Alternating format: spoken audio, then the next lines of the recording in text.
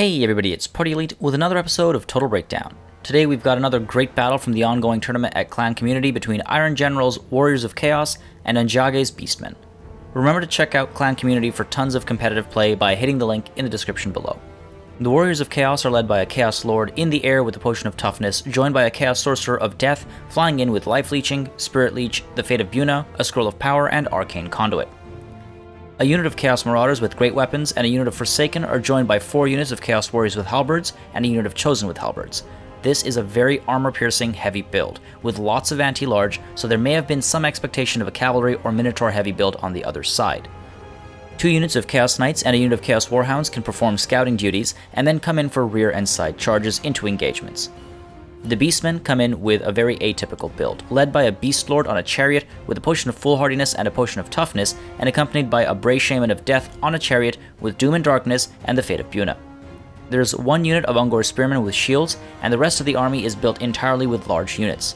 3 units of Senegor with great weapons, 3 units of Senegor with throwing axes, 2 units of Minotaurs with shields, and 1 unit of Minotaurs with great weapons.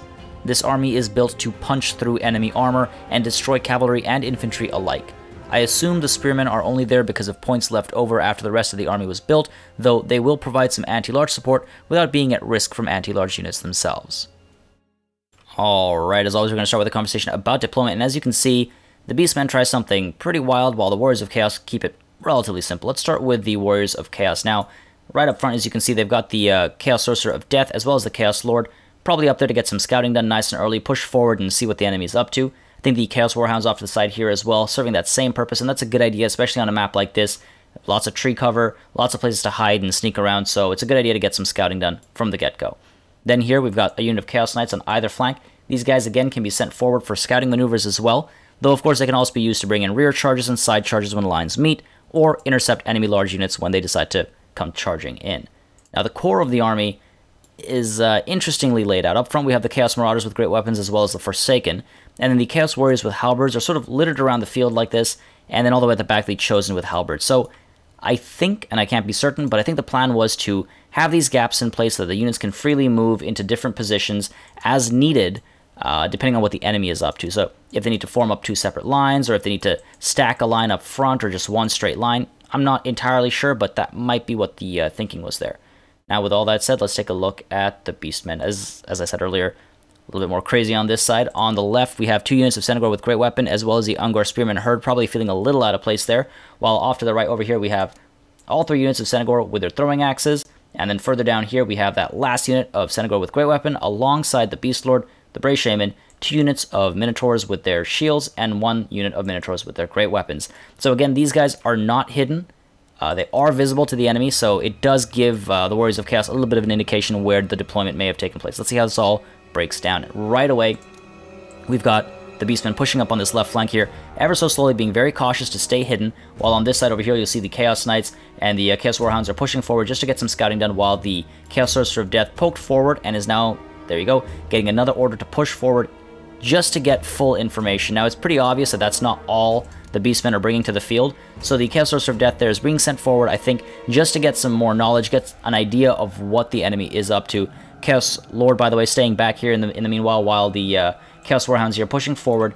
The Chaos Knights decide to stay behind instead, and you can see the Beastmen here reacting to the Chaos Warhounds approaching, slowly creeping back to try and avoid getting caught. And I think the plan here was, or rather the hope here, was that the Chaos Warhounds would give up somewhere around here, turn back, and figure there's nothing over here. But well done by the Warriors of Chaos to make sure that they're persistent, they keep pushing through, they want to see if there's anything here. And that's always a good call, especially with that obvious tell off to that side over there. It's a good idea to get curious and push forward and see if anything is hiding here. Nice try by the Beastmen to stay hidden there, but it's good to see the Warhounds there pushing forward still. And meanwhile, you'll see on the left flank again the Chaos Sorcerer of Death pushing forward, and the Senegor with their throwing axes, they do circle around, and now you can see they're pushing forward to get within range of the Chaos Sorcerer and get some shots off as the Chaos Sorcerer of Death does push in to get a cast off. So all these Senegor with their throwing axes getting their axes off, while Spirit Leech does go down on the Bray Shaman of Death, trying to take magic off the field right away, while on the other side you can see the Chaos Warhounds have been spotted by the Senegor with their great weapon. The Chaos Warhounds unfortunately not able to react in time,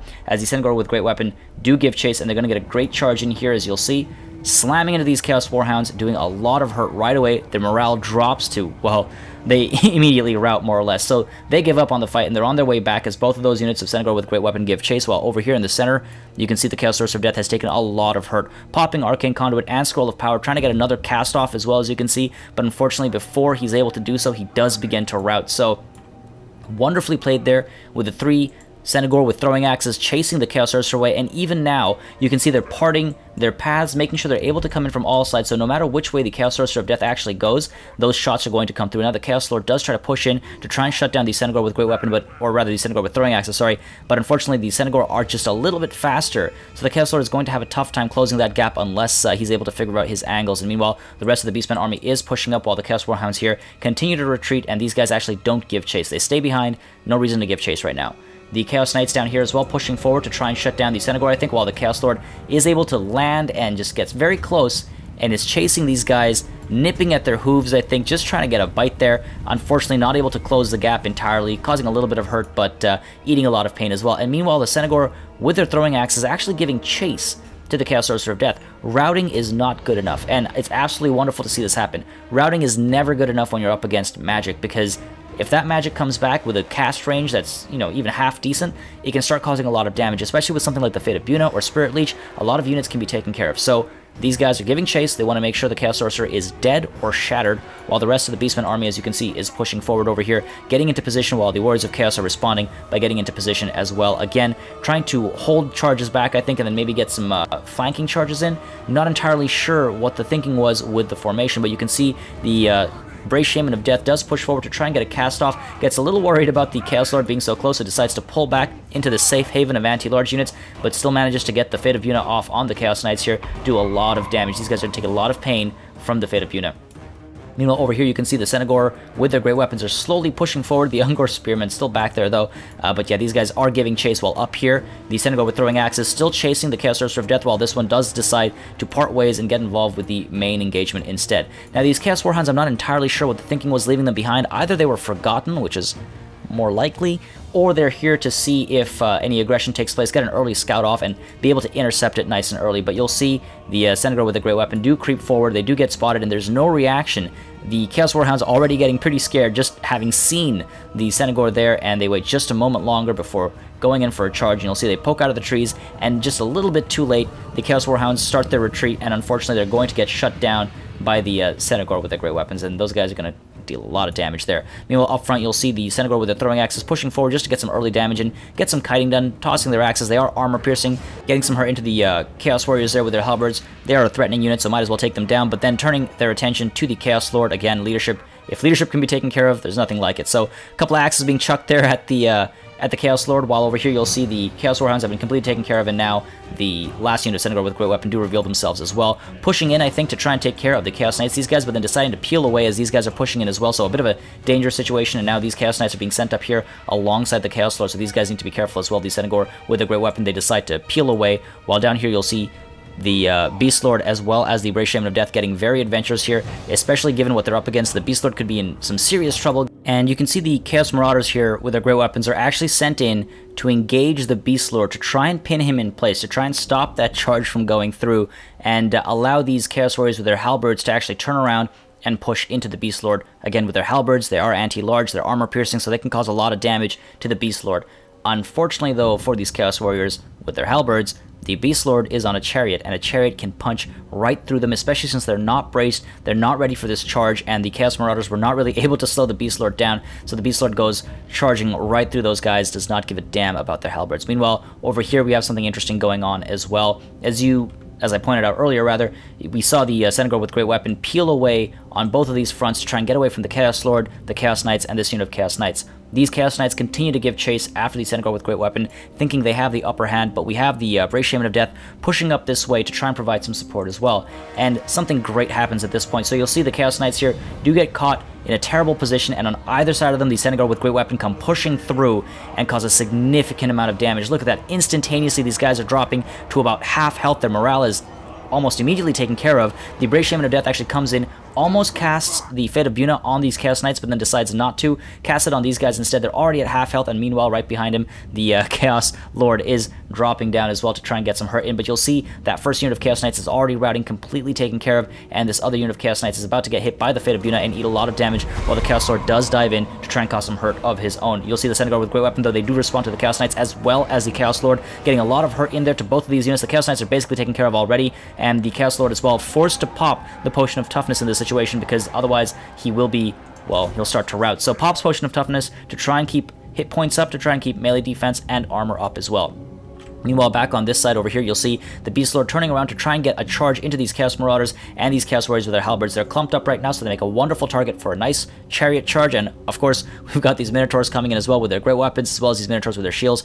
So in comes a chariot, tosses some of these guys aside, causing a decent amount of hurt. And as these Chaos Marauders and the Chaos Warriors with their halberds turn around to engage the Beast Lord, the Minotaurs come through to, well, clean up and cause a lot of hurt, both to health and morale. But you'll see the Chosen here turn around. They decide to get involved as well as the Centaur with Great Weapon dive in there, and these guys are all clumping down now, pushing down towards the central engagement, while the Chaos Lord over here is in a very precarious situation. The Forsaken do get involved back here, though, forcing the Centaur with Great Weapons to pull back, while this unit of Centaur with Great Weapons is able to get involved in this main engagement over here. Meanwhile, you'll see the Centaur with their throwing axes, tossing their axes at these Chaos Warriors with their halberds. Again, high threat unit. They want to take care of these guys, while the Chaos Lord is now giving chase to the Brave Shaman of Death, who's coming in closer here to try and provide some support over here. Meanwhile, up here, these Chaos Warriors with their halberds, they do turn around to get involved in chasing these guys off, and that's a good call, because otherwise these guys are able to cause damage from a distance without really having to worry about anything. These guys continue to push forward, of course, while the Brave Shaman of Death is pushing in to try and get some hurt in, but that's a very dangerous situation to be in, of course. Meanwhile, on this right flank over here, you'll see both units of Centaur with Great Weapon diving in on the Forsaken, as well as the Chaos Lord, just to pin the Chaos Lord in place and also cause some hurt to the Forsaken. The Forsaken are willing to give up, but the Chaos Lord has come out on top, and these Centaur are terrified, running off the field, while back here you'll see the Minotaurs are diving back into this clump. They do not care about halberds right now. They're diving and rolling and causing as much damage as possible, while the Brave Shaman rolls away into some safety. And over here again, the Centaur with Great Weapons turn around, come in for a cycle charge to try and just shut down the Chaos Lord once and for all. However, that's a very dangerous situation to be in. You'll see the Brave Shaman of Death pops in there as well, and at the same time, Doom and Darkness goes down here, and that is a spell we do not see often enough. These guys are surrounded by some very threatening units. They're very low on leadership already, and that added -16 is going to make a huge difference. As you can see, they're already routing. All three of these units have given up. They're leaving, and meanwhile, you'll see it was finally starting to go right for the Warriors of Chaos, as this unit of Chaos Warriors is about to get a rear charge into the Centaur with Great Weapon. So finally, we're seeing the halberds here used properly to get a nice charge into a large unit, but unfortunately, it's far too little, far too late, as this clump completely falls apart under the influence of Doom and Darkness. And though they get a nice rear charge and they do start to cause damage almost instantaneously, the Warriors of Chaos are just not willing to fight for much longer, and as a result, a close defeat. The Warriors of Chaos certainly had a chance to win here, but they allowed themselves to get picked apart piece by piece. The Chaos Sorcerer of Death was an expensive unit and was tossed aside right from the get-go, while the Chaos Warhounds were left to die. When lines met, support units were nowhere to be found and were removed from the field as the Chaos frontline fell apart. Overall, sticking together would have made a huge difference in this battle, allowing the halberds to play to their strength. We literally only caught a glimpse of that at the end with the rear charge, seconds before the battle was over. As always, make sure you subscribe to this channel for more Total War content and keep sending in those battle replays. I do think it's one of the best ways to learn, and seeing such great battles from the community is always wonderful. Thank you very much for watching, and I'll see you on the battlefield.